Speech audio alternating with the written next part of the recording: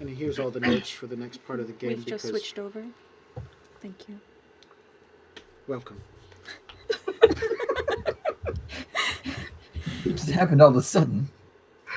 Thomas felt isolated and ostracized from the rest of the crew. Even seasoned and well-traveled sailors can be scared and superstitious about things they don't understand. It seemed as if Thomas might never find a place where he feels at home. Only a few hours ago, Captain Jason Harris called Thomas into his cabin for a meeting. The mage went in hesitant and defensive, ready to challenge the captain's negative attitude towards magic and its wielders. Instead, he met a man who cares deeply about his crew and their safety, and discovered that the two of them share more in common than Thomas imagined. Captain Harris lost someone he loved to a mage assassin, which left him wary and distrustful, while Thomas left to live a more peaceful life. They both left their old lives behind to forge a new path. But before they could find more in common, Arthur, the quartermaster, called for all hands to man the rigging. The Ember Falls had caught up to the ship at last that they were chasing. It was in orbit around a hold, an asteroid large enough for people to live on, but not large enough to gather an atmosphere. With a flare that only talent and skill can accomplish, the crew spun the Amber Falls to glide into the Void Dock. Because we the best. Arthur and Anne, the sailmaster, assigned Thomas to lead a covert away team to the other ship to see if they could find Princess Violet still on board. Nibley, the Uterran, Inu, the Failing, and Fern, the Ilim, went with him, his magic making them invisible. Once they arrived, though, the group found a skeleton crew and powder kegs ready to go off as soon as the Amber Falls came close enough to investigate. Instead, Fern, the fire starter, convinced Thomas to use his magic to explode the ship in a surprise attack. And so, after they searched the ship and confirming the princess was no longer on board, they sent Nibley and Inu back to the Amber Falls and lit the powder kegs with magic fire. It worked so well and so fast that Fern didn't get herself and Thomas away fast enough. Ah! A board from the hull of the ship that just exploded slammed into the back of Fern's head, causing her to release Thomas and tumble unconscious into the void, away from the safety of the hold and the Amber Falls and the Thomas. And the Thomas. Kodrog. The last hour has been very active outside the infirmary. Mm-hmm. You heard the shouting, you felt the ship twist into the dock, and you have heard that there may be an opportunity for shore leave, if you are feeling better. And then the explosion. You feel the impact of an explosion, the wave of an explosion. Rock the ship gently back and forth for a moment, and then nothing. What are you doing? How sick am I? You're in the end throes of whatever has gotten a hold of you. The doctor has given you food that's solid and lots of pep talk. Told you just missed one of your friends not too long ago. Bassianus, on the other hand, is having bad reactions to it, and he has passed back out. Has anyone specifically told me I'm not allowed to leave? No. Alright. So, I'm gonna wait for a time where, at minimum everybody's back is turned. Hopefully there's only like one or two conscious people in the room, and I'm gonna try and slip out of the infirmary because I've got to go find out more about the explosion. Okay. And I feel useless down here, so I should have been on that team that went over, and I wasn't. Being that you're at the end of your sickness, you'll be imposed a -1 penalty on all physical related activities, as your body is still recuperating from whatever was in you. from the bite of the devil dogs. Yeah. Which, by the way, 2 people are dead. I'm sure that I'm sure that Cyrix, the doctor, would have told you very matter-of-factly that you are one of the lucky ones. Oh, man. Yeah, and now I've, Oh, sorry about that. Wait, devil dog is nearby. Now he's just transforming. Sorry, he really wants to be a part of the show. So, I got a 11 on my stuff. Oh, Jesus Christ. He so wasn't he part of the show. He thinks that stealth roll was terrible and he can do better. So, I failed my stealth roll because I started barking. I don't know what the sickness is. I hope I'm not turning into a devil dog. That's just one of the side effects of the many drugs that he gave you. Oh my gosh. Yeah. So I don't know what an 11 gets me. I'm pretty sure it's not very much. Not enough to get past the doctor, who is currently dealing with other issues. But before you leave the room, I'm sorry, but I have not yet cleared you to be released.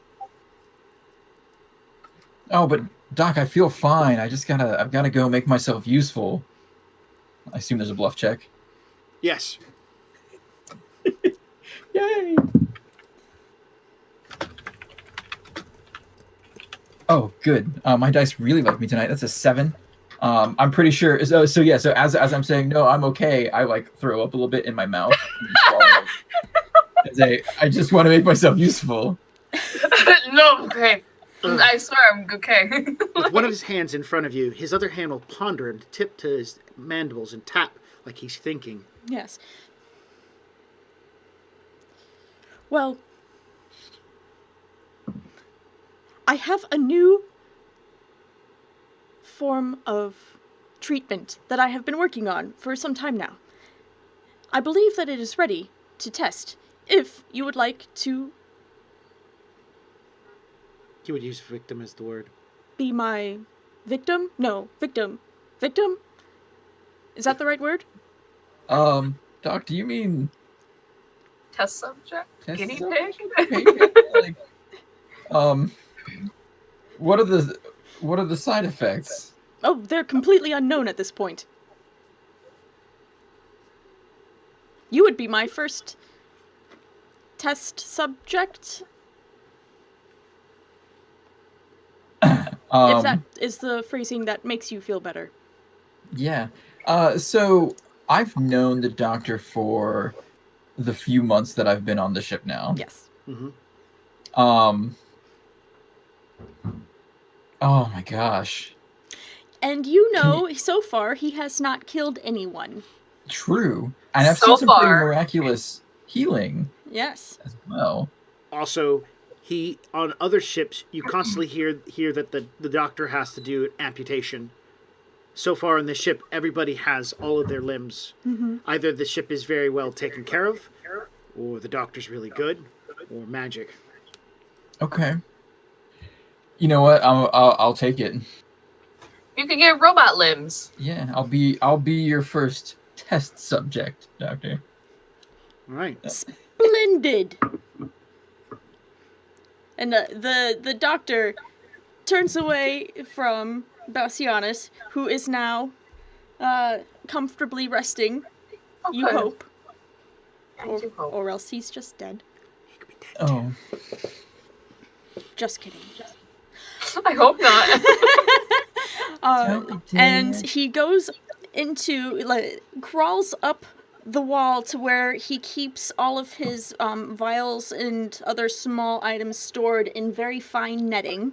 So he crawls up with his smaller of the appendages on his front side, begins looking through, and then very gently takes 3 little vials and puts them into his mandibles to just kind of hold on as he climbs back down and gets a glass. He takes the glass, he reaches down underneath his workspace, with his back leg going through and then bringing it up, and you see that it is a bottle of clear liquid with what may be XXX written over the in tar to make it nice and stick out, because he also uses that to stick to the wall. It serves 2 purposes.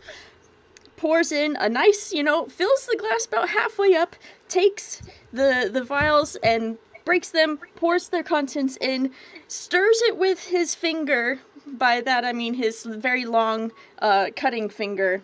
Yeah. And then you hear this sound.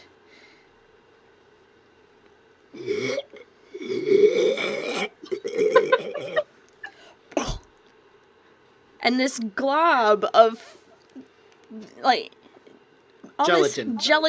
It's a very milky gelatin substance comes out of his mouth.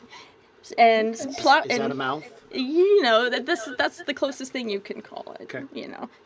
From between his mandibles, out of his proboscis. He doesn't have a proboscis. No. And he's not one of those Uterrans. Whoa, okay. Wow. Those are Terrans. Well, there are Uterrans that have proboscis. And then continues stirring it, and you see that the clear turns from this milky color to almost like this pale blue.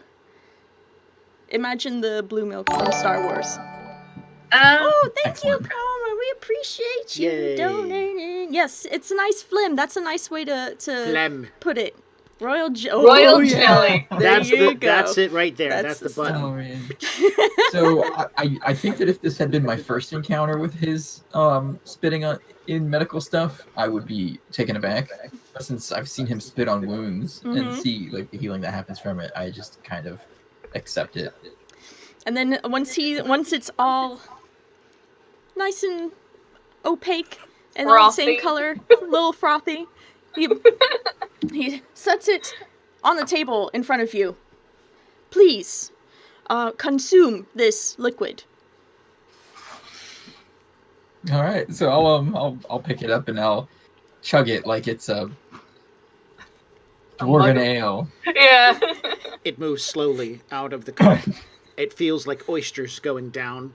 It doesn't drink well. It chews a little bit. I just power through it. It's like a very Power it's like down.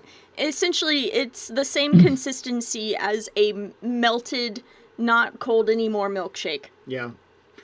After a moment or two, you feel a strong heat wash over your body as if you had just downed a bunch of alcohol.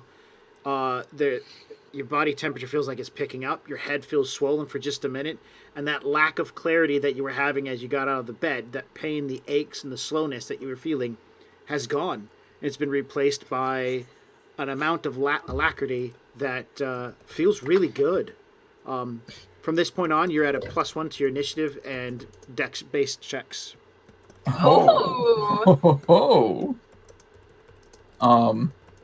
So I feel like this is some kind of miracle drink, as disgusting as it is. Wait, what? How's the flavor? Like, So, it is surprisingly astringent. Yeah. He did not tell you what the other 3 items that made the concoction, plus, essentially the Everclear that it's all mixed in. Your throat's on fire. But taste-wise, just kind of astringent, like Yeah. soapy. Just going down. okay. Yeah. Great. Yeah. At least Okay. it's that and not anything else. Yeah. Yeah. So But nothing yeah, to you're not celebrate. suffering. Sure.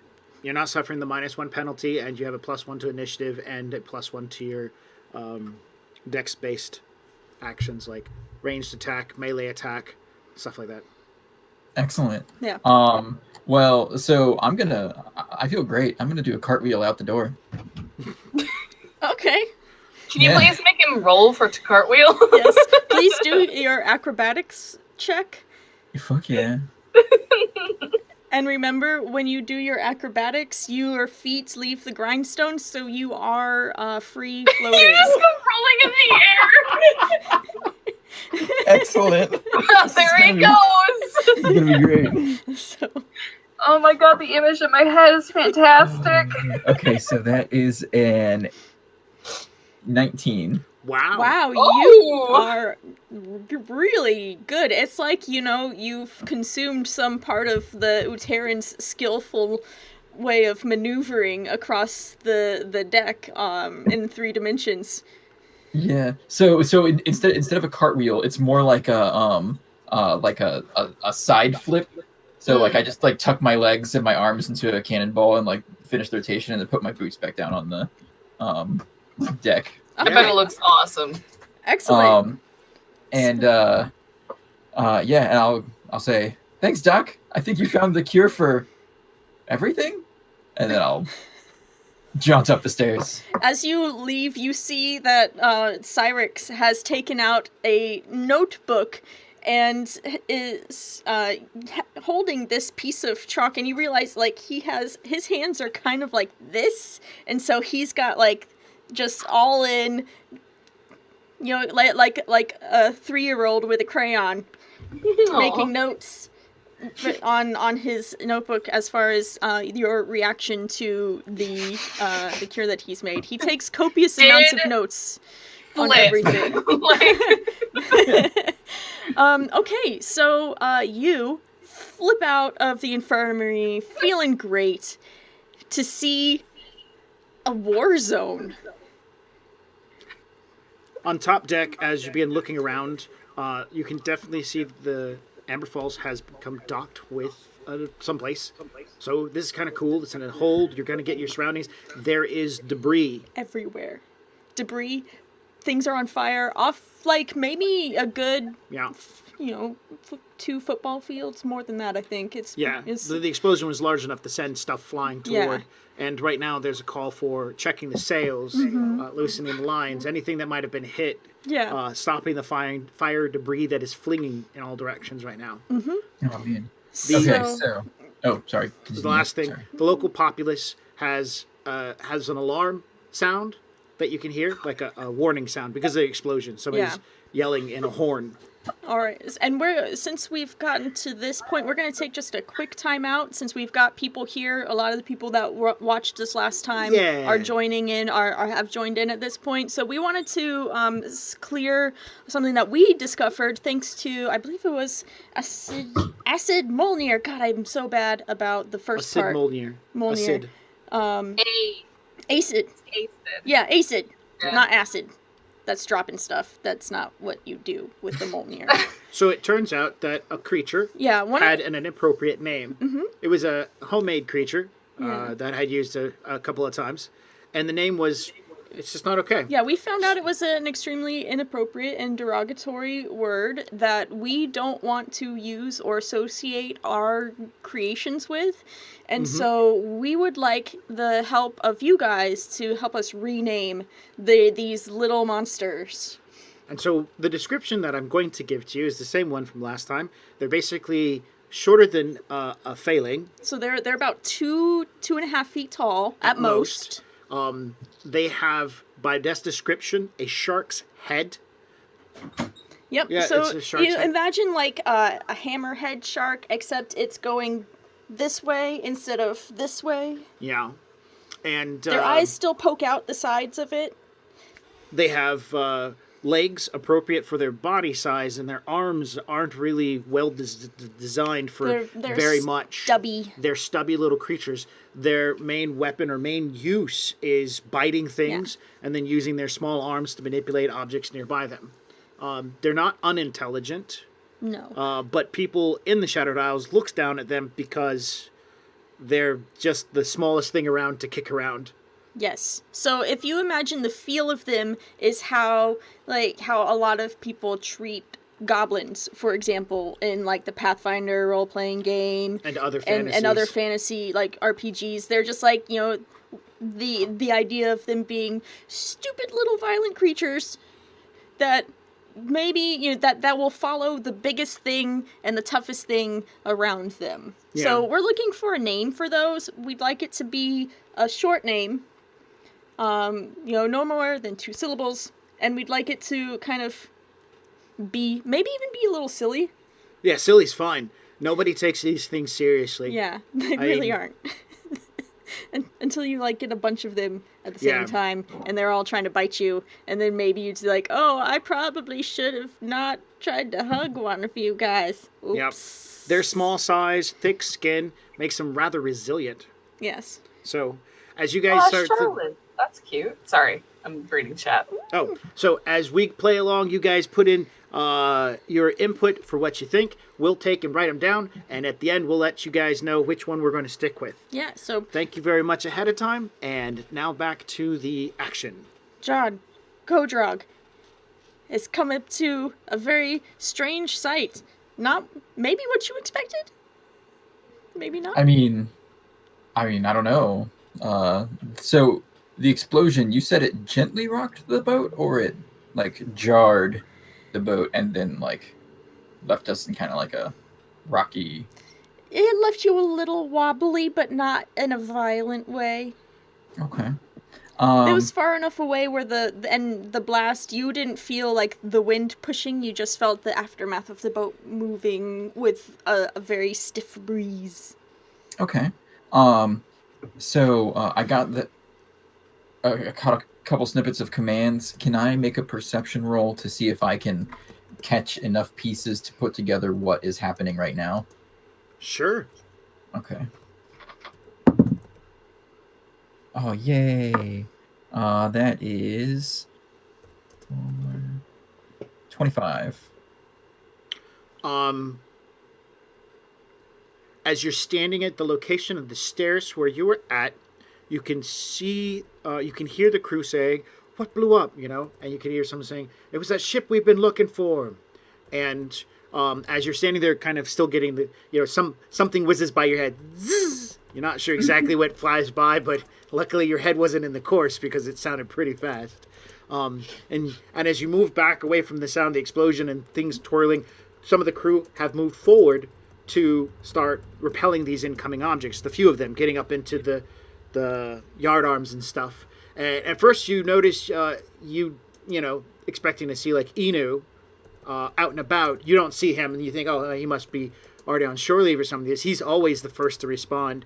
And then you hear, standing nearby, Arthur and Anne. And Anne says, "Did they get back yet?" And Arthur goes, "No, be quiet." And so you don't see Thomas, you don't see Inu, and those would be two people that you'd immediately expect to see near top deck or something along those lines. And so there we go. I have a question. I see the Florida page. The other two, I can't think of the first one, but Dimitri, I know him. Those two that ended up leaving before us. Oh, it was Nibley and and Inu. They did leave before. You rescued Dimitri from a line issue. I think earlier. Yeah. That was a game before that. Yeah. Yes. Mm-hmm. He went with us. Did he go on that? Did Dimitri go with you? Yeah, Dimitri... I remember it because when they were talking about it, when Thomas and Em were talking about it, he was like, "Well, I'm gonna need someone flexible, and that would be Kodrog, but he's unconscious. Oh, that's right. Okay. I need someone to work the lines at least." And now then, I will apologize. That's fine. Kodrog, you notice that Inu is there, but Dimitri, who is normally someone in the lines, is not there. And then you hear the comment between Arthur and Anne. Did they make it back yet? Anne said. And then Arthur says, "No, not yet. Now be quiet." You know, and it's not the be quiet. It's like, hey, watch what you say. As they look around and, you know, they're not alone as they're dealing with the issues. Yeah. Okay, so I'm not gonna grab Arthur or Anne and question them because they're my superiors. So I'm gonna see if I can grab somebody close by. I don't know. Larry's never doing anything, so maybe he can answer my questions. Sure. All right. You move to the other side of the deck where Larry stands watching the incoming debris and having a good smile about it as he is now manning a mop and a bucket. As you get over his location, a piece of burning wood begins drifting toward the boat. You hear Arthur yell out, "There, right there, in front of you, Larry! Larry!" He's yelling loudly. Larry just stands there like a man watching the coming of the apocalypse, or Nemo at the burning of Rome. Wait, you mean Nero? What Nero. an idiot. Nero. I said Nemo. He was lost. Never mind. Nero at the burning of Rome. Nice. So I'm does it look like Larry is at least prepared to stop this thing? Like he knows he's in line, so he's not going to move for it, or is he going to miss it? No, it just Like, looks he's like he's just- standing there watching this piece of debris flying at the ship on fire, just kind of like, heh. Oh my god. Okay, so I'm gonna like grab another mop from the deck and slop it in the bucket so that it's wet and get ready to knock this burning stuff away. Instead of a bucket or a mop, you find a boarding pole to use. Okay. Do you know what a boarding pole is? Yeah, like it's one of those long like 20-foot poles with a hook on the end or something. Yeah, meant to grab Yeah. other ships and pull them closer so you can get on them Yep. for good and bad reasons. Excellent. Yeah, I'm gonna try and like hook it and like fling it off onto another course. Sure, not a problem. This is a melee attack versus it. Remember, your dex is increased. All right. We're going to set the AC of the slow-moving, burning piece of wood at 8.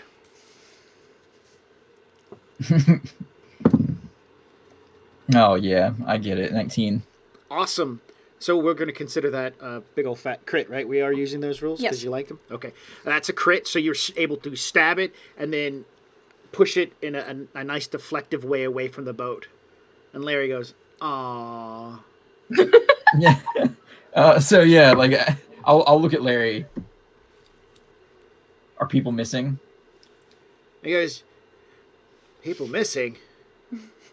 No, that was another boat. It just blew up. It was pretty cool. I was standing here watching the whole thing. Because, I didn't have anything better to do. And none of our people were over there? Well, if they were, I didn't see them. I mean, they'd have to be like, I don't know, invisible. Ain't nobody Alright, around here that can do that. Keep being useful, Larry, and I'll slap him on the back and go try and find someone. You move. You There's move down. more. You move a little distance down the deck as you're getting away from Larry. He's like, "Fuck, oh my god!" And you roll a 25 on your perception. Mm-hmm. And as you're looking out, you can see, best description, a body in the debris field.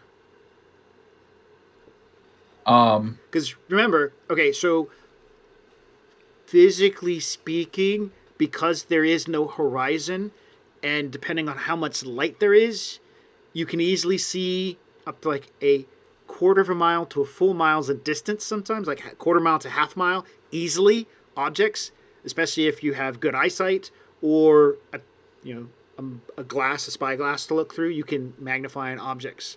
So, being that you've been in the void long enough, I'm going to assume that you've been trained to look for Pacific-shaped things like, hey, that piece of wood over there looks like a body. Pull out your little glass. It's not. Oh. It's So, not a body. I had a spyglass on me when we were attacked by the devil dogs.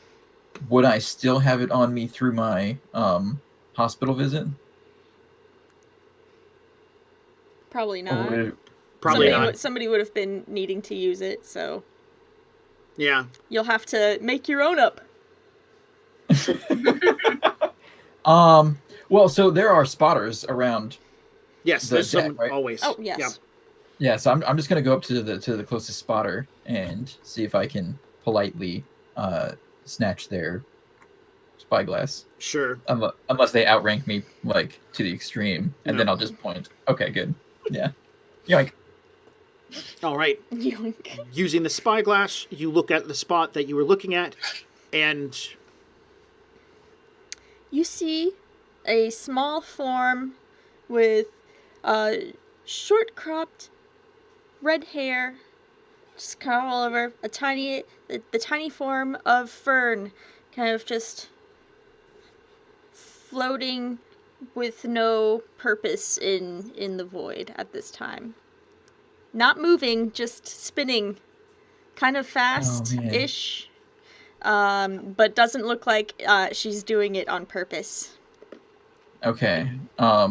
So as a player, I'm gonna try and talk out how I think I could go and retrieve Fern, as like in my character's own mind. So my first thought is try and judge the distance, gather that much line, and get a running leap start on a trajectory that I think will intercept with Fern. Oh man. That doesn't sound very efficient, but it sounds super heroic. Oh my god, that would be amazing. That requires a mathematics roll. Do you have Okay. mathematics? Have you been trained in Abolithian mathematics to be able to make that level of trajectory? So yeah, I think we went through this last time. Mathematics is not actually on my character sheet at all. It is a knowledge. But And Oh, knowledge mathematics. Yeah. I apologize. totally Knowledge mathematics. yeah. Yeah, absolutely. I've got that knowledge. If you Okay. want to be a sailmaster one day, you need your maths. Stay in school, kids.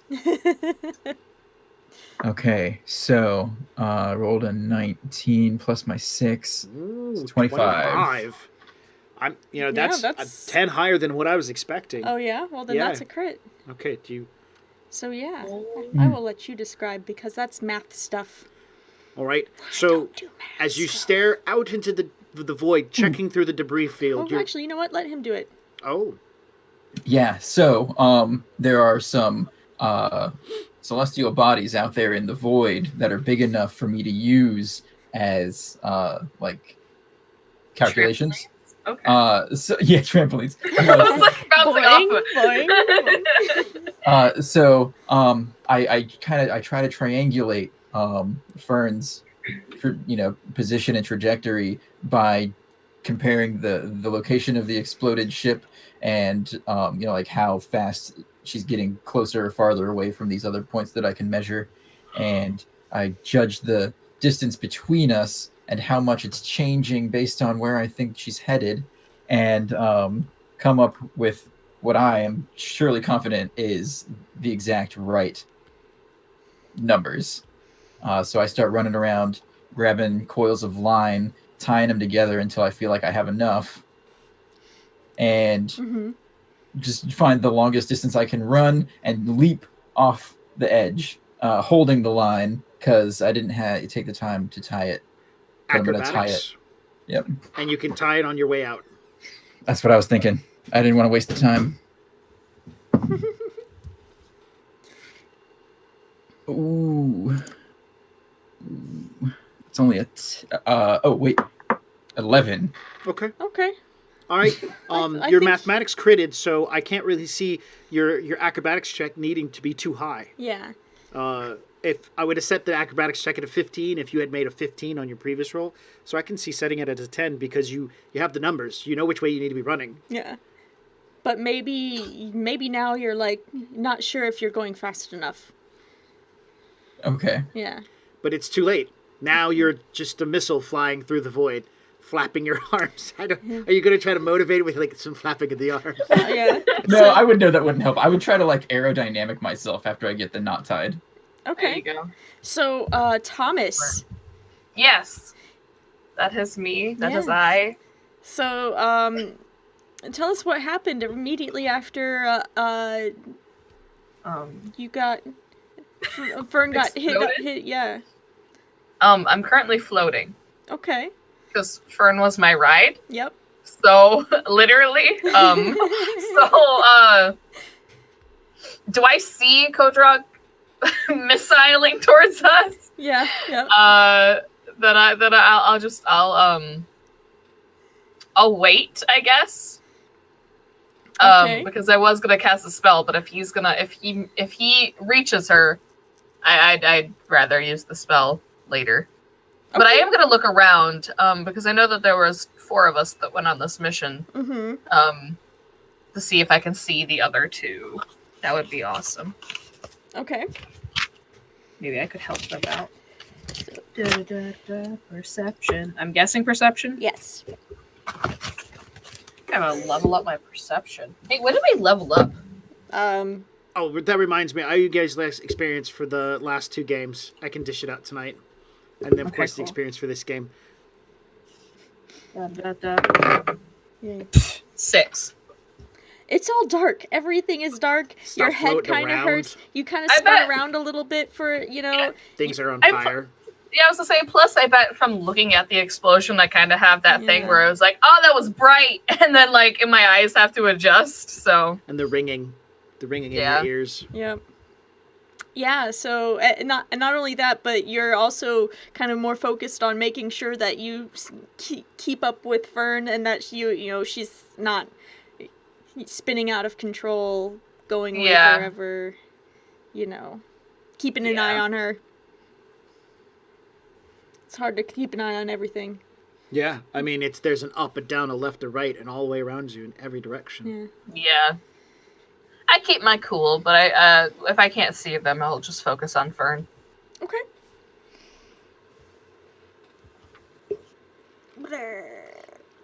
Okay, Kodrog, Yes. you hurtled through the blackness of the void, heading toward the tiny body that you spotted from a great distance. It's streamlining yourself is helpful.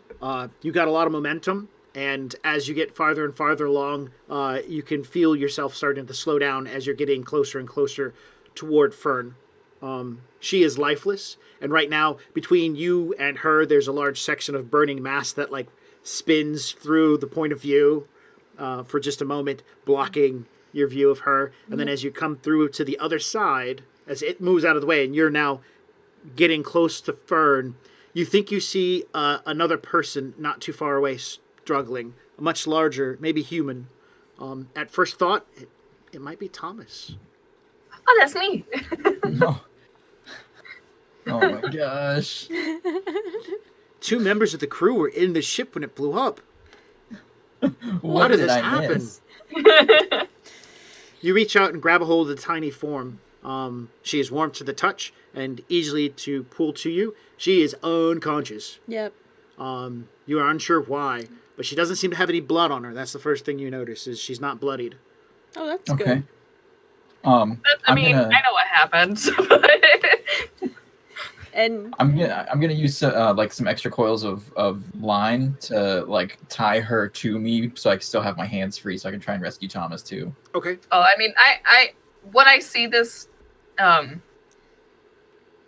I see the two connect, I was gonna say embrace, but that would be a poor term to use.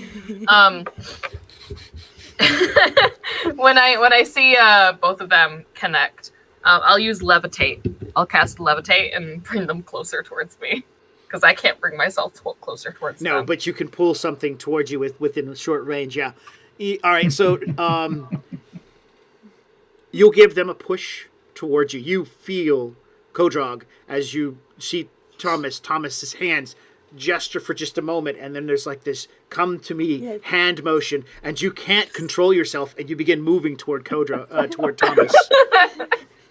it's like Don't fight it. Just get closer. it's like I'm- an irresistible magnetism. Yeah. Drawing you closer. Man. We talked about sexy washing machines in the beginning of this. I think it rubbed off on us. Was that a pun? Maybe. Or maybe washed off on you. Washed off on us. Oh, Ooh, there you go. good ones. Puns. So, yeah, you draw but closer to Thomas. He seems fine, not very bloodied. Soot about the face. His hat's in his hand. You're having a problem, by the way. I imagine your hat's probably got a tie to it, so it's behind your head Actually, at this point. It's not. I don't think you put it on. Oh, But okay. if it was on him, yes, it would be connected to him. That's only somehow. when it's super business time. Yeah, that's only when I'm in serious mode. Yeah, the hat And is too since- conspicuous for Yeah, stealth mission. Thank you. Plus, that it sticks out. Mm-hmm. So, yeah. Yeah, Plus, we're so- going into the void, and I only have weights in the hat. I don't have anything that ties it down. So, When I get into embracing distance with Thomas, I'll grab onto him and hand him a bit of line to tie himself up with. And Thomas, what is happening? Why are you guys out here? It's a long story. Look, I'll explain it to you later. We're missing 2 other people right now. And we're kind of, floating. So, around the fire. It's okay. I can pull us back to the Amber Falls, and we can Great. start the search again. Perfect. It was lucky I even saw Fern floating out here, and I'll start coiling the rope in. She is a little bit more fiery and stands out against the black easier than a regular old drab human. Well, yeah. While we're being pulled in tonight, like I don't think I have any. I don't. But can I do a medical check without my skill to see if Fern is okay? Even check her pulse. Nope, no dot and heal. You cannot do that. You have not been educated on the simplicities of it. Yeah. Sorry. Can I just check her pulse? I feel like that's common sense. It might be. Yeah, make an intelligence check. Intelligence. I'm smart. I'm Hold smart. on. I can do I'm things. smart. Are you anatomy smart? Probably Did not. you take biology lessons? I'm assuming. No. Remember, Thomas has gone to school. Yeah. So at some point, talking about the process of healing or how bodies work, a pulse is something that, or checking for breath under the nose using a mirror. Yeah. 22. 22. You'll check for a pulse, and I think you'll find what you're looking for. Some sort of response. You're putting your ear up to her chest to listen for a heartbeat. Yeah. It's probably easier. That's a common knowledge thing. Yeah. Okay. Yeah, That sounds that's good. kind of what I was thinking. That or like the wrist or like underneath. Yeah, something or like something. this might be a little bit more educated level. Yeah. The common That's person fair. would check for breathing and listening to the heart. Mm-hmm. So yes, Fern seems just to be unconscious. No wounds, as described beforehand. Kodrog, you find it easy. You can get lots of speed as you jerk yourself toward the Amber Falls. On the other end, the receiving end, somebody is reciprocating the activity as well to pull your line in. So you are getting a decent amount of speed over toward the ship, and you can see it is Probably Gaz. Gaz. Yeah. He's got long arms. Ooh! Oh! Sorry. Player 7 has entered the game. Did you order pizza? I didn't order pizza. Somebody rang the doorbell. Yeah. Good times. So, as you get to the ship, Gaz and Inu are there to greet you. Thomas, to your surprise, you don't see Dimitri, but you do see Nibley on the top deck. I feel like almost immediately when they land, Thomas is gonna be probably wobbly because being floating in non-existent area is probably very disorienting, like being on a trampoline for an hour. But he'll walk up to Nibley and ask him what happened to Dimitri. He'll keep it in a hushed tone. Nibley will brush you with his antenna and send you the image of a piece of wood slamming into Dimitri. Kodrog, we need another line. Nibley then shows you an image of the doctor. Oh, thank God you saved his life. Okay. And Nibley's carapace on his back pops open, and these tiny wings Tiny gossamer wings. begin fluttering. And I know what that means. Gossamer's the best. Anyway, Thomas will just basically be like, yeah, I know. then Nibley will show you a picture of him being sad-ish. You get the impression it's sad that he was about to go get you. Oh, you wanted to fly after me? Well, that's okay, buddy. I'm safe. I'm okay. He will rub you on the head. I imagine after that, Thomas just goes, yeah, okay, thank you, and just fixes his hair. Nibley. He's trying to communicate. Humans like to pet things. Mm-hmm. Yeah, they like That's to fair. pet things they care about. Yes, exactly. And that are always smaller than them. Yes. And Nibley is like, what, 8 feet tall? Crazy pants. So you're tiny. Yeah, I imagine it's just this like, it's like, oh, okay, thanks, Nibley. Yeah. All right. So, I think once I speak to Nibley, I'll take Fern down to the doctor. Kodrog? So no one else is missing. Gaz will probably take Fern to the doctor, and he'll tell you all crew members have been accounted for. Actually, you play Gaz. I apologize. That's okay. That's her character. You got it. That's cool. All right. So I'm a rigger. So I'm gonna report to the sailmaster and see how I can be useful. I'm gonna stay by myself as I usually do. I didn't explode. I didn't cause this. But no. Well, no, that's not true because you were the one who led the away team. So only 2 people know of that. You shut your mouth. Like the people who would be expecting you to go back and report that's true. to them. Yeah. That's true. That's debrief. Then I will follow Kodrog. That's true. Shows that Thomas isn't part of the actual crew. He's just a guy who stocks their shelves. So. Well, could you see that? Kodrog's walking off to do. Thomas is like, something to do. I had something to do. What was I supposed to do? Looks to Kodrog, looks over at Anne and Arthur who are standing there staring at him. Why are they looking at me? What did I do? Looks over to Burning Inferno. Oh, right! Oh, yeah! I think it's more of just 2 people are in the infirmary. The captain told him if his spells hurt anybody, he would be punished in some way. Or, yeah, they had a conversation about this. Yeah. I've been dreading this. Oh. So he's back on the ship and he's kind of doing that thing where he's like, that wasn't me. And then he sees like Kodrog go up to Arthur and he goes, oh, right. Like, then follows. Excellent. All right, so Kodrog walks up to Anne.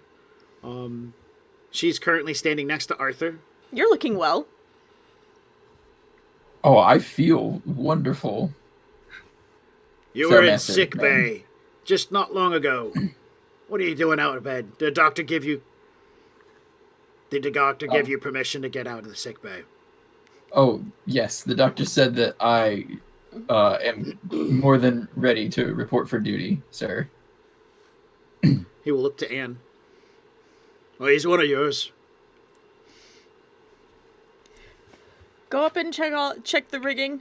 The front mainsail looks like it may have taken some shrapnel. Aye, ma'am. Wait. Yeah, is that how we address her, or is it master? Because she's sailmaster. How do we address our betters in this world? Sir. She likes to be called sir. Yes. Okay. I mean, sir, and then I'll rush off. I mean, sir. Imagine that's how it literally went down. Was like, yes, ma'am. Wait, no, that's all right. How do I address you in this? Sir. Yes, sir. Like, I got it. Like, I'm still trying to like get. I still struggle with like human languages because dwarves have like a neutral pronoun for everyone. So. Nice. Do you just call dwarfs dwarf? Like, you dwarf, bring me some bread. Like, no, that's how others address us. That's okay. Show us what I know. Okay. All right, you, Thomas, you approach the sailmaster and the quartermaster. I feel like I'm just gonna go, evening, and then lean on the railing and just look at this boat burning. Arthur will look to you, then look to the section of burnt railing not too far from you, from your lightning escapade. Look to Anne, look to the fiery distance. It went well. Oh, we found out that she was on the boat, but isn't anymore. All right. We found the barrel that she was in. There was clothing, cloth. You keep saying was. Yeah, but we don't know where she is. She wasn't on the ship. Did you find any information? Interrogate anyone? Or did the interrogations get cancelled? And he kind of steps closer, and he's now standing over you. Because you said you're leaning. He's like, or did the interrogations get ended early for some other reason? Fern gets really excited about explosives, okay? It's not my fault. Thomas is like this against the railing, and he's just like, I'm not really good with intimidation things, and you know, when my invisibility spell wore off, I kind of panicked, and Fern's got really hyper, and she was like saying stuff about fire, and I panicked. It's fine. Two people got hurt, but they're fine, and I can fix the railing, and The railing's not important. We're looking for the princess. all I know is that we found the barrel that she was in, and she was out of it. If for all I know, they could be out in the city. He turns. We didn't see it. He'll take a step back. He'll give you room to breathe, as this is part of a good interrogator's skill. He turns to Anne. It sounds like we need to make away teams to go wander the city. I suggest that we at least let some people go on shore leave, but some people go on a away team for particular reasons, so as we can look like we're dispersing our crew appropriately for a little bit of shore leave. That way, an away team can easily sneak into town and begin asking questions, and he'll look to you, i.e. interrogating people, and trying to find out what might have happened to the princess. I feel like this is a good plan. However, I think interrogation is a little bit too harsh for the locals. Why don't we just have someone go ask around, see what the crew of that ship, what they did, where they went, what they bought? Aye, that sounds reasonable. I think that might be a little dangerous. After all, the rubble is on fire, so... Aye. But... Unless you disguise or act like you're part of the locals, and then you could be like, oh, what happened to that ship? I'm pretty sure that any of the crew member who went onto the hold over there probably have a really good idea that something's going on, unless their captain kept words away from them as much as possible. We can go on the notion that the captain and the crew were all in on what was going on. Yeah. There's at least a couple hundred people that live on this hold, so I don't think that everybody's on the same side, if you're worried about that. I mean, they might not be too happy. These people are here to make a living. They're mining, they're farming. Aye. I don't think they want any trouble. There's one thing that's kind of bothering me. There weren't people on the ship. It was these shark things. Shark things? Have we decided on what we want to call them yet? We have charlins. We have... he says it's a French word, so I don't know how to pronounce it. I'm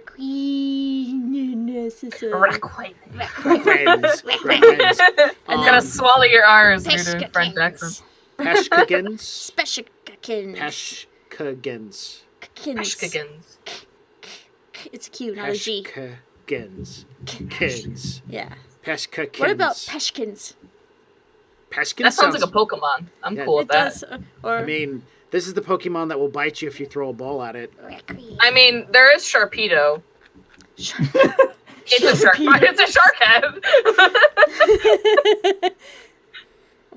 I think that's the only shark Pokemon that I know of. Sharky. Oh my god, is that the only shark Pokemon? I think I just blew my own mind. What would we like? I gotta Google that. What's gonna be easiest for you? The Charlins. Charlins? Yeah, shark goblins. Shark goblins. I love it, honestly. It's kind of, I feel it's a little gimpish by the name. Sharklins, goblins, shark plus goblin makes sharklins. I think it's cute. Charlins. Charlins. Charlatans. Or I guess there's... Yeah, that thing. Peshkin sounds a lot like Keshin, though. Yeah, it does. Yeah, you're right. We don't want to confuse those two. So, if anybody cared, there's only 2 Pokemon that look like sharks. I care. But Gibble, the dragon ground Pokemon, this thing, it looks like a shark, but it's not a shark. Oh my gosh. So there's only one shark Pokemon, and that is Sharpedo. So yes, it blew my mind. Okay. Charlotte's. Charlin's it is. I like Charlin's. We'll do it. Charlin's is nice. Thank you, Molnir. And thank you, Yeah. Palmer, for the other suggestions. We will most likely be holding on to raccoons for some time until I can find something that I want to be tiny in French. Can we just Sounds like make something from another? Marseille. Yeah. Can we just make another species that is also small? Because I imagine them saying their own name and then attacking us and like poking us with sticks. Oh my gosh. That's Totally what I gonna just happen. imagine. All right, yeah, we're gonna work on that one. But yeah, Thomas will reiterate. Yeah, Charlin's shark things. That's it. That's all that was there. That and cardboard cutouts of actual people. What? It's like, yeah, it's like there wasn't anybody on the ship. It was just Charlin's.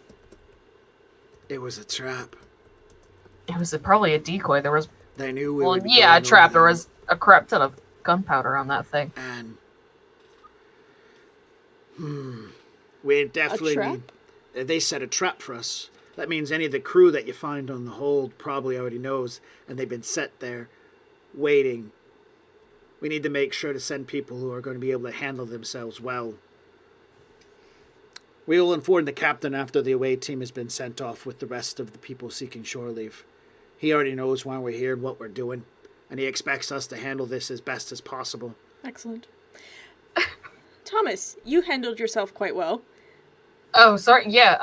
Tom, as they're saying, like, oh, this is handled with best people, and we should keep, have precaution and whatever. And Thomas was just staring at the ship on fire, like I should not be doing this. It's like, oh, good, they won't pick me. Yeah, exactly. Yeah, he'll just thank you. I Kodrog think- handled himself well in the fight with the devil dogs. I And was he very seems impressed. to be feeling much better. That's that dwarfish blood. They recuperate quickly. So, I think the Those two of two? them will be fine as part of an away team, whose mission specifically is to find out information. Find the princess. We'll let everybody else go on shore leave. Know that the rest of the crew will not be informed of your actions. That way there's a little bit of secrecy. do they need anyone else to go with them? Maybe. Who should we send? Boba floof floof. Boba Fett? Oh, Floof. He'd be great to intimidate with. I think he's being healed, though, because of his illness. Oh yeah. Let's see, who's well? Gaz is well. Inu is well. Nibley's well. You guys I have like a how preference? Larry is not in that sentence. Larry, totally, he's well.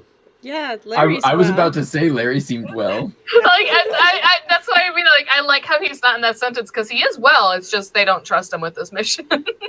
They would have to tell him He's things. a much better decoy. He'll Yeah, get in a lot more distraction. trouble by himself on shore leave. That will probably make things easier for you guys than be any actual help in an away team.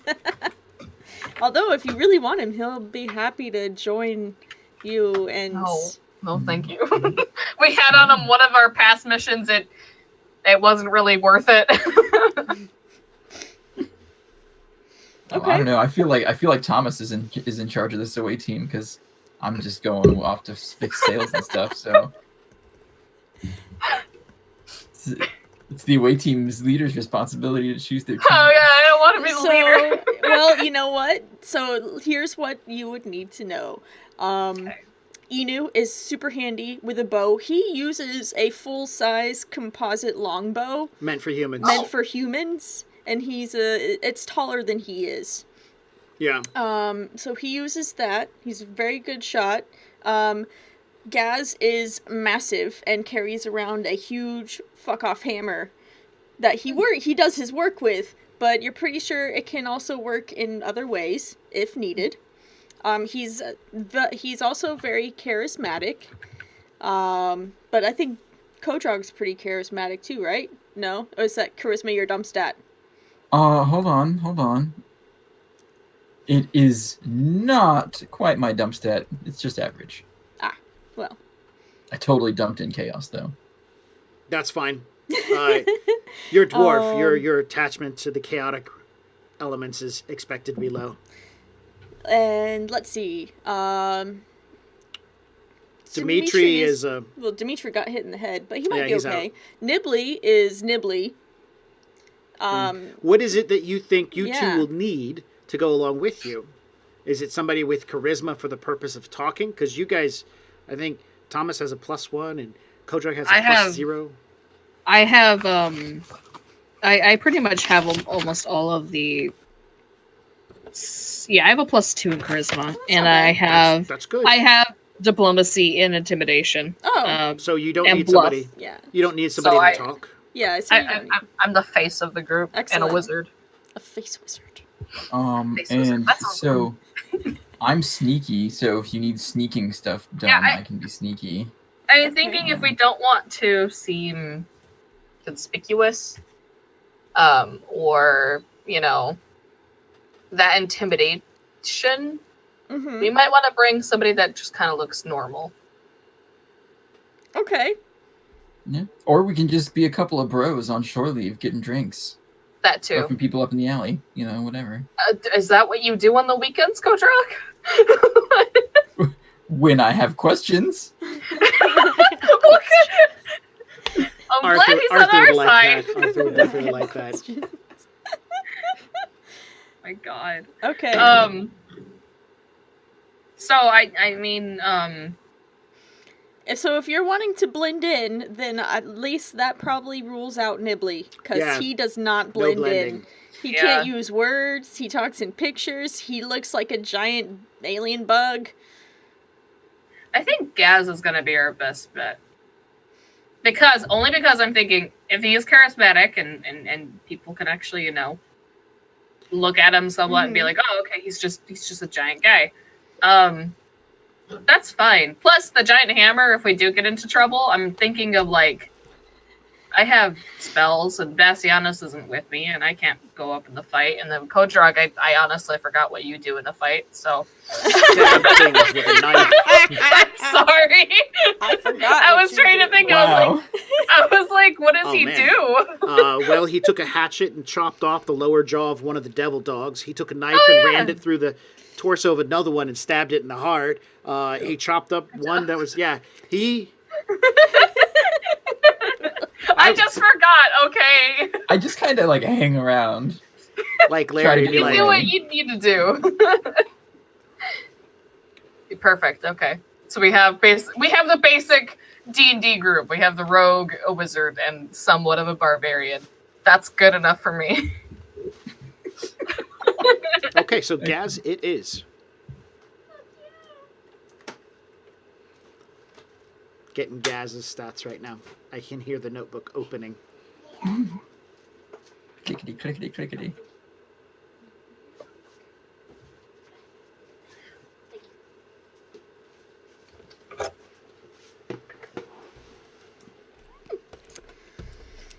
You had to rip out the old character sheet. We'll have to dumb down some of the stuff, but that's okay. Yeah, it's fine. But there's important information in here, so. All right, so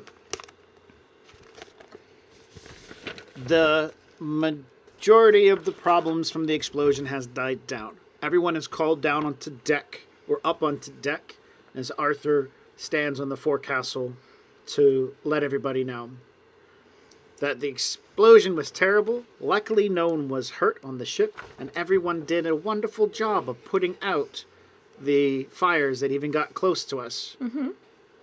He will say, you've all done really well, and here's a small list of names of people who will be staying behind as part of the skeleton crew. The rest of you, partner up with at least one other person, and you're going on shore leave. And he'll begin nodding to people. Thomas, you haven't had a chance to talk to Kodrog yet, or Gaz for this point in time.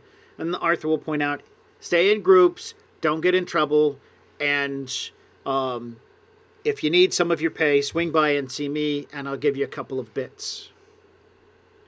And at that point, he gives a whistle, and shore leave is approved. And he says, In 4 hours, everybody needs to check back in, and then he lists off several of the other crew members who will not be going on shore leave, as they will be part of the skeleton crew.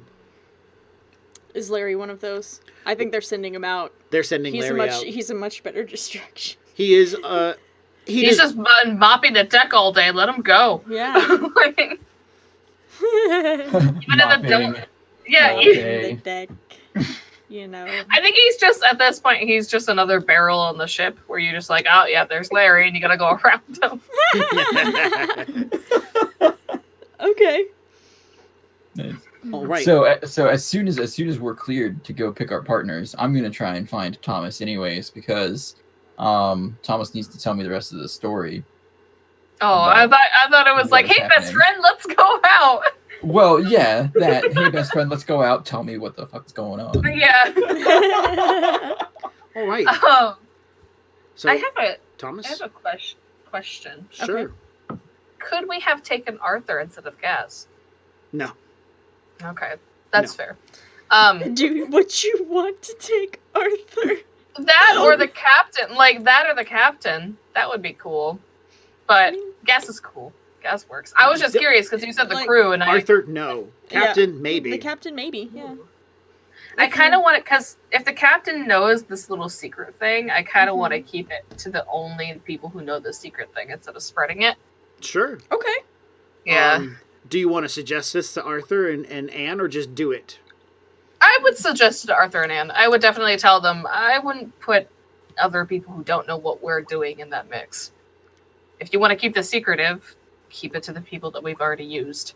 He'll give a nod, and when you suggest the captain, his eyes get great big, and he looks to Anne, and then looks back to you. I think Captain Harris is quite an able man. I have no real doubts why it shouldn't be him, or he shouldn't be part of it. But at the same time, I question whether or not he would be a good choice. What do you think? The captain can handle himself. Aye. If he chooses to go, then that's the captain's prerogative. He'll give a nod. Arthur's face tells more than just a nod. It tells Arthur's concern is always the captain first. You know, it's like an overprotective parent and a child. Mm-hmm. Yeah. Yep. I mean, he did row that boat real hard to get to the ship, so yeah, he's obviously some capable. Awesome upper body strength. Arthur will say, I won't stand in your way if you choose to ask the captain. I like this plan. Well, I'll ask him, and if not, then I'll choose another person. Okay. Excellent. So yeah, I think after we get shore leave and everything, Thomas will walk up to the captain. Which is in his quarters. Yeah. Oh, then he'll give a knock on the door. He'll be polite. Okay. Bartered right in. All right, Kodrog. Hey, buddy. As the whistle is blown, Kodrog and people begin separating. You look around the crowd, and you find Thomas has made his way over to the captain's door and giving a knock on it. Do you want to approach? So... Yeah, but I'm, like, curious as to what's kind of going on here. So I want to be inconspicuous in my curiosity. Okay. And try and, like, stand close, but not awkwardly close. Okay. Okay.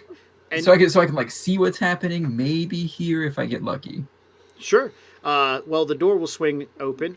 Real quick, Palmer's right. It is the quartermaster's job to keep the captain from harm. But it is also his job to be respectful for the rest of the crew. So he's got a balance. He's between them. And so when the offer for the captain to go out, he kind of wants this young man who has been in charge to actually have some life lessons, because that's one of the things that Arthur knows. The captain hasn't had a lot of. Well, I mean, he had a lot of.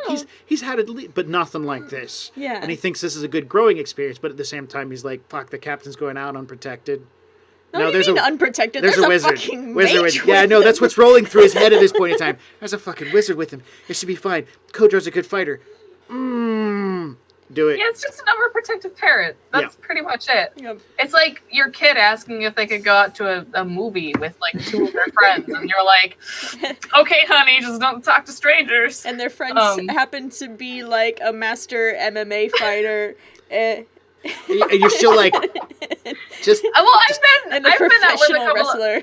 I've been out with a couple of friends where I'm like, oh, don't worry, this person knows karate, and the other person is a fucking mountain. The other person has their concealed carry permit.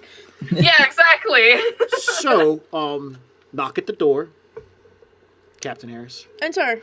He's expecting somebody else because it's always the same person, aka Arthur. Oh my god, does he call me Arthur? No, He goes, come in, Arthur, and Thomas comes in and goes, man, I haven't been called that. Like, don't think I should be called that. No, he doesn't enter. Oh yeah, okay, Thomas will enter. Okay. So you don't see any of the painting supplies anymore. You see that he's in the process of putting his coat on, and it looks like maybe he's looking to get out of the quarters, and he looks up. He's like, "Oh, Thomas." I take you weren't expecting me. There's only one person that knocks on my door, and it's Oh, Arthur. oh, maybe that should change. Anyway, Arthur and I are, and Anne, we're kind of doing this thing that I think you know of. Well, we need someone else to go on shore with us, and I think that since you are one of the other people who knows what's going on and is actually in the know of why we're chasing that ship, I'd rather have somebody that knows what's going on with us. I'm thinking of probably taking Kodrog, because, I mean... Kodrog is a good choice. I mean, he's the closest thing that I have to an actual friend on the ship, so... I'm not sure. No. You see maybe like the slight that maybe he felt, but you don't actually. I don't know. You'd have to be really good at paying attention. Actually offended about that. I mean, I thought we connected. Yeah, exactly. I mean, they did. They did. But yeah, Thomas is just trying to be professional, you know? Either don't become friends with your captain or don't be in bed with your captain. So there's 2 different things that he's trying to balance. So, Kodrog, what's your perception? Passive, or you want me to roll it? I wanted you to roll it because you're listening in. Yeah, you're Excellent. doing this with purpose. So. Yes, I am. Besides, Thomas can't speak to people. You know this. Yeah, no, it's fantastic. So that is a 24. Oh yeah, man. You hear it. You got the best vantage from where you're at. You can see directly through to... No, he's moved up to one of the benches nearby, and he's currently sorting through like good apples and bad apples, and he's bumped the window open just enough so that he can hear the whole conversation. He's seen Fern do it enough when they've had like the officers meetings and nobody gets to be a part of them. Fern goes to the other side and then starts signing what everybody's talking about, and then it gets like relayed back into the rest of the crew who wants to pay attention. Oh my god. Could you imagine, like... Oh my god, I can just imagine the ship actually, like, her listening and them making bets on, like, hey, I bet you 2 bits they're talking about this, and they're like, oh, you're on, and they have this whole, like, meeting game thing. There's an office pool, but it's not what you think it is. Yeah. So It's a what are the officers talking about pool. Yeah, exactly. all right, so Kodrog, you're hearing this, and Thomas, you presented our Harris, Jason, with an opportunity to go with. Yes. So, tell me, what are we doing? Because if you remember, like, you know, because he wasn't out there when you were talking, so all he knows for sure is that, like, the ship exploded, so he's hoping that means that nobody important was on board, because if it was, it's gonna be, they're gonna be in a lot of trouble, and they might just never go back to Kadaf. Yeah, as he basically just says, so, like, what's happening? Thomas will just go, All right, well, I think I should be the first person to tell you, and anybody else to tell you, but I may or may not have exploded that ship, and 2 people may be in the infirmary, but that was just because of debris, and Fern got really excited with the fire, and then there was these Charlins on the ship, and cardboard cutouts of people, but we found the barrel that the princess was in. We found cloth that was, in the barrel, and she might be on shore, or she might be somewhere else. Arthur was thinking that we could go out onto shore and either question the crew or the people in the town itself. So the captain is like listening to you quickly ramble all of the the explanation, and so and like as he like sits his jacket and he's buttoning the buttons, like he's very, you can tell like when he's very proper about dressing, like he comes from a place where you have to look good with your clothes. As you know, Thomas would know this. Thomas knows it, yeah. Did Fern put you up to that? Maybe. We saw the gunpowder on the ship. The ship was clearly a trap. But, she got really excited. I really couldn't stop her. She was just off. That sounds about right. No severe injuries? No, I think Fern and Dimitri are the only 2 who actually got injured, and from what I heard, they're actually okay. Well then, I won't blame you, because Fern, once she gets going, you just can't stop her from putting things on fire. Like you said that like she's done that before. Like from setting things on fire. There was like a flashback of him walking out on the deck and Fern's just setting fire to the sails and he's like, oh god! It's like, I've got a fun story to tell you one day. Oh, so I'm looking forward to it. Like a can of cream. But you probably guess that. That's right. Except with fire instead of chips. Delicious. Smoky. So Disco Inferno. So we're going to save the princess ourselves then. Seems like it. Excellent. I like being a hero. I mean, you have the look for it. You already make a good knight, so you just need the armor. and Kodrog mouths, "You're my hero." Because that's what he hears Thomas say. Pretty much. Oh, I love Kodrog. Oh, so okay. Well, let me get my pistols. And so he goes and you see that he has what did they call it? Braces? Is that a thing? A brace of pistols? A brace of pistols?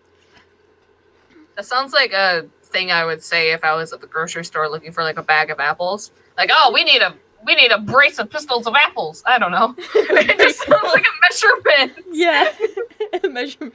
Like so he has, you see that he has 2 small like snubs that one in each coat pocket, and then he's got his larger blunderbuss type pistol. He's not a pirate. He has nice firearms. If you think about it, I mean, a blunderbuss is nice. A blunderbuss is like a shotgun. Yeah, he doesn't have a shotgun. He has pistols for sure. He has pistols, and he's got the 2 small ones, the 4 small ones that he hides in his pocket. Mm-hmm. These are not like, just to give everybody understanding, these things are single shot. They're loaded. They're to the point. They're sealed. Mm-hmm. It'll take a lot for the ammunition to fall out, and you carry more than one.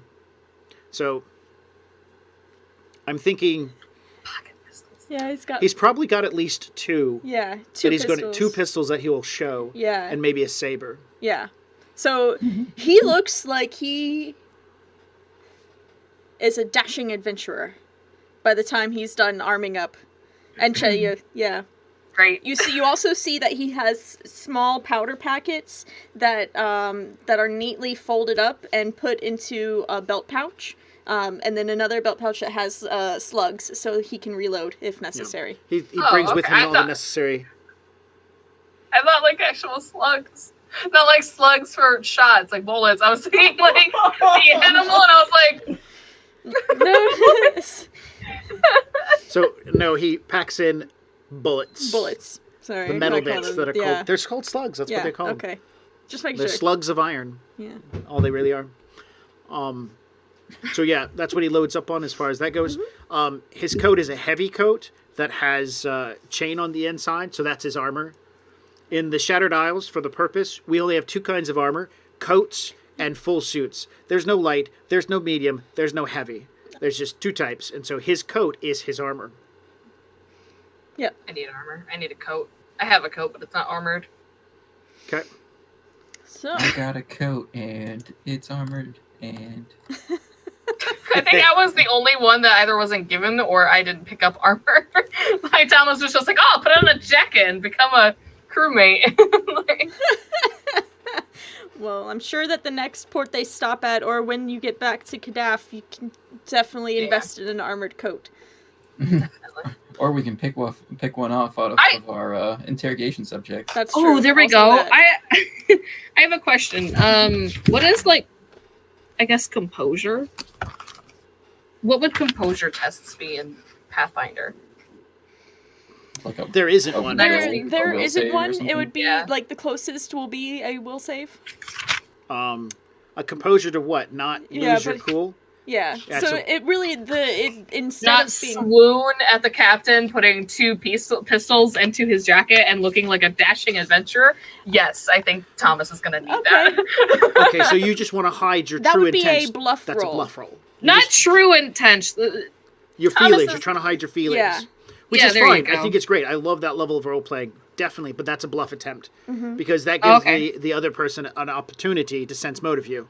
And so That's okay. and we're not I have going to bluff. roll. We're just going to set the captain sense motive to a Yeah. level, and then Thomas is trying to beat it. Yeah. So Sure. Go ahead. Go ahead. Duh, okay. Good luck. I have bluff, so I would think that the captain probably has like a 17 easily for his sense motive. Yeah, I would say. It's not going to matter. I got an 18 and I have a +3. Very awesome. So, just saying. all right. Okay, yeah, that would be a good passive. Yeah. Yeah. So. Okay. I think it's sort of the thing where he puts on his jacket and Thomas kind of perks up at the jacket and then he grabs the pistols and I'm guessing it's like this or it's like in like the coat and he does that and then he sees the saber and he just goes, fuck. And he just looks away. Yeah, and then So much Kodrog, sexual tension. Kodrog can see the slight flush. Yeah. Thomas kind of has his head down and a little bit and he's like, focus. Like, Excellent. So. I'm ready. yeah, after he's done, Thomas will be like, great. I'll go talk to Kodrog then. And they'll, Oh, we're bringing in Kodrog. yes. Excellent. All right. Kodrog, as you sit there pretending to be picking through the good and bad apples in the barrel, unstealthily somebody walks up behind you in thick, heavy boots. The sound is very familiar to you, as you always know when the quartermaster is walking around. He purposely has taps on his shoes with his grindstones. He walks up next to you, pulls out his little eating knife and stabs into an apple, pulls it out of the barrel, begins cutting it in half, sticks the knife into his belt, stands there with you as you're picking through the apples and tossing out, because this is a task, a job. Yeah. And he looks to you, and he just stands there listening as the end of the conversation's going on. He doesn't say anything else, takes a bite of the apple, and when the captain says, well, let's go catch up with Kodrog at this point in time, Arthur gives you a looking nod, reaches over and pushes the window completely shut, gives another nod and starts walking away eating on the apple. Arthur knows. I made a perception for your stealth earlier, and Arthur beat it and failed. He was walking around, he's watching everybody do stuff, and he looks over and sees you, and he's just like, what the hell's that shithead doing? I'm just going to walk over here. It's So like he's pulling a fern. I pocket 3 good apples in one of my pouches, so that we have snacks for when we're Of course. asking questions. Of course. Question snacks. Question snacks. Why not? Yeah. All right, Good cop, Fern hungry knows cop. all. That's how this works. All right. Thomas and Captain Harris step out of his quarters, and as you guys are stepping out, not too far away, luckily, Kodrog's sitting around, looks like he's fiddling with some apples. Oh, there he is.